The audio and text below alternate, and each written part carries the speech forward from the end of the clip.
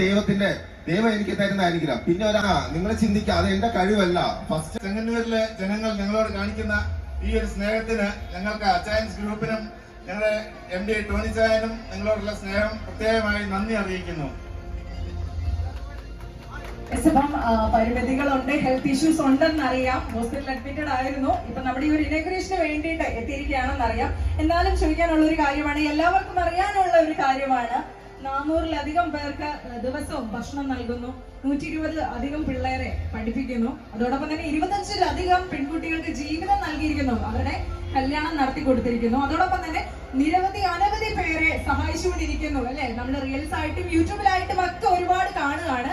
എങ്ങനെയാണ് ഇത്രയും ഒരു മനുഷ്യസ്നേഹിയാകാൻ കഴിഞ്ഞത്? ഞാൻ എപ്പോഴും പറയുന്ന, നിങ്ങൾ ചിന്തിക്കുക, അത് എന്റെ കഴിവല്ല. ഫസ്റ്റ് 50% ദൈവം എനിക്ക് തരുന്ന അനുഗ്രഹം. പിന്നെ ഒരു 50% എന്ന് പറയുന്നത് നമ്മൾ ഈ തുടങ്ങുന്ന സ്ഥാപനങ്ങളിൽ ദൈവത്തെ പോലെ വന്ന് 1 ഗ്രാമെങ്കിൽ 1 ഗ്രാം, അല്ലെങ്കിൽ ഒരു 5 ഗ്രാം, ചിലപ്പോ 50 പവൻ വിൽക്കുന്ന ജനങ്ങളിൽ നിന്ന് കിട്ടുന്ന ലാഭം കൊണ്ടാണ് ഞാൻ ചെയ്യുന്നത്.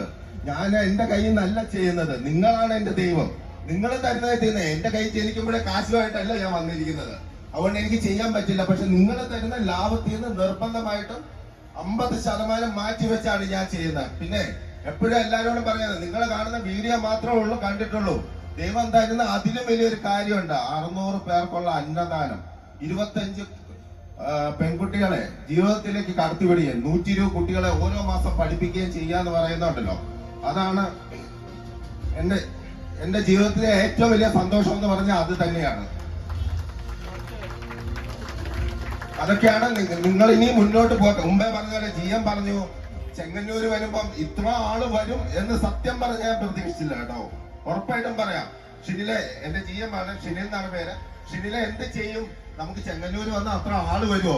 പക്ഷെ അതുപോലും ഞെട്ടിച്ച് ഞങ്ങളെ ചെങ്ങന്നൂരുകാർ സ്വീകരിക്കും എന്ന് മനസ്സിലായി.